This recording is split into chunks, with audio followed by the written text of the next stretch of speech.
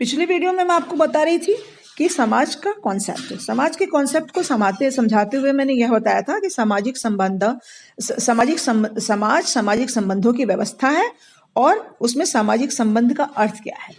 दूसरा पहलू है कि व्यक्ति सामाजिक संबंध क्यों स्थापित करता है। व्यक्ति के सामाजिक संबंध स्थापित करने के लिए ऑल्सन ने 5 कारणों का उल्लेख किया है। पहला है, सामाजिक संबंधों के द्वारा व्यक्ति अपनी मानसिक संतुष्टि चाहता है। दूसरा, संबंधों के द्वारा ही सामान्य हितों और सामान्य लक्ष्यों की प्राप्ति होती है। तीसरा, व्यक्ति विभिन्न परिस्थितियों में दूसरों से विभिन्न प्रकार के व्यवहारों की आशा करता है। चौथा है कि सभी व्यक्ति अपनी आवश्यकताओं की पूर्ति के लिए एक दूसरे पर निर्भर हैं। और 5वां कारण है कि व्यक्ति दूसरों की सहायता के बिना शारीरिक और मानसिक उत्पीड़न से अपनी रक्षा नहीं कर सकता। वास्तव में आवश्यकताएं प्रत्येक व्यक्ति के जीवन में महत्वपूर्ण होती हैं। इनमें से कुछ आवश्यकताएं व्यक्तित्व का विकास करती हैं और कुछ की सहायता से व्यक्ति एक सामाजिक प्राणी बन जाता है। इन आवश्यकताओं की पूर्ति के लिए ही प्रत्येक व्यक्ति सामाजिक संबंध स्थापित करते हैं।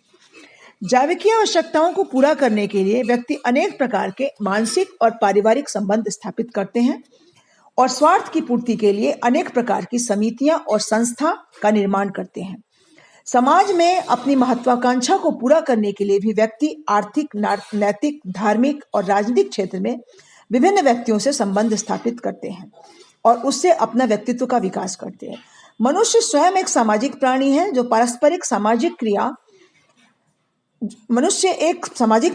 पारस्परिक सामाजिक निर्भरता से ही संभव हो पाती है। तीसरा पहलू है समाज संबंधों की व्यापकता। विभिन्न व्यक्तियों के बीच जो संबंध स्थापित होते हैं वो उसका क्षेत्र बहुत ही व्यापक है। इसकी कोई सीमा निर्धारित नहीं की जा सकती है। आरंभ में पिता पुत्र, मालिक मजदूर, नेता अनुयायी, मित्र शत्रु, वयस्क और बच्चे के रूप में ही संबंध स्थापित होते हैं, लेकिन धीरे धीरे आवश्यकताएं बढ़ने के समय ही इनके संबंधों का क्षेत्र भी व्यापक होता चला जाता है। चौथा पहलू है संबंधों के बीच व्यवस्था। प्रत्येक व्यक्ति को दूसरे व्यक्तियों से संबंध स्थापित करते समय यह ध्यान रखना आवश्यक होता है कि उसके समूह की प्रथाएं, नैतिकता और संस्कृति उससे किस प्रकार की व्यवहार की आशा रखती है। यही कारण है कि विभिन्न व्यक्तियों के संबंधों की स्थापना करते समय हम उनके प्रति अपने अधिकारों और कर्तव्यों का ध्यान रखते हैं, जिसके फलस्वरूप सभी संबंधों के बीच एक संतुलन अथवा व्यवस्था बनी रहती है। संबंधों की इस व्यवस्था को जब एक निश्चित ढांचा मिल जाता है तो इसी व्यवस्था को हम समाज कहते हैं। 5वां पहलू है सामाजिक संबंध ही सामाजिक ढांचे का आधार है। सामाजिक संबंधों में जब कभी भी परिवर्तन होता है तो समाज का ढांचा पूर्णतः बदला हुआ नजर आता है। उदाहरण के लिए प्राचीन समय में शिक्षक और शिष्य के बीच जो संबंध थे वो आज नहीं है। 19वीं शताब्दी में मालिक मजदूर के जो संबंध थे वो 20वीं शताब्दी में नहीं रहे। इसी तरह परिवार के मुखिया और दूसरे सदस्यों के बीच पाए जाने वाले संबंध आज बिल्कुल बदलते हुए रूप में दिखाई देते हैं। इसी तरह धार्मिक, राजनीतिक और सांस्कृतिक क्षेत्र में भी व्यक्तियों के बीच संबंध परिवर्तित हुए हैं, जिसके परिणाम स्वरूप समाज का ढांचा पहले की तुलना में बिल्कुल बदल चुका है।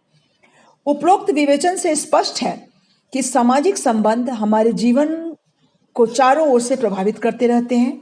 केवल संबंधों के योग को ही हम समाज नहीं कहते, बल्कि जब यह संबंध अनेक नियमों, संस्थाओं के द्वारा व्यवस्थित हो जाते हैं तो इसी व्यवस्था को समाज कहा जाता है। यहाँ हमें यह ध्यान रखना आवश्यक है कि व्यक्ति की आवश्यकताओं और परिस्थितियों के अनुसार सामाजिक संबंधों में परिवर्तन होता रहता है। इसी आधार पर मैकाइवर का कथन है कि सामाजिक संबंधों की एक जटिल तथा निरंतर परिवर्तित होने रहने वाली व्यवस्था है। इसी व्यवस्था को हम समाज कहते हैं। उपरोक्त से आपको समाज के अवधारणा यानी कॉन्सेप्ट ऑफ सोसाइटी क्लियर हो गया होगा। धन्यवाद।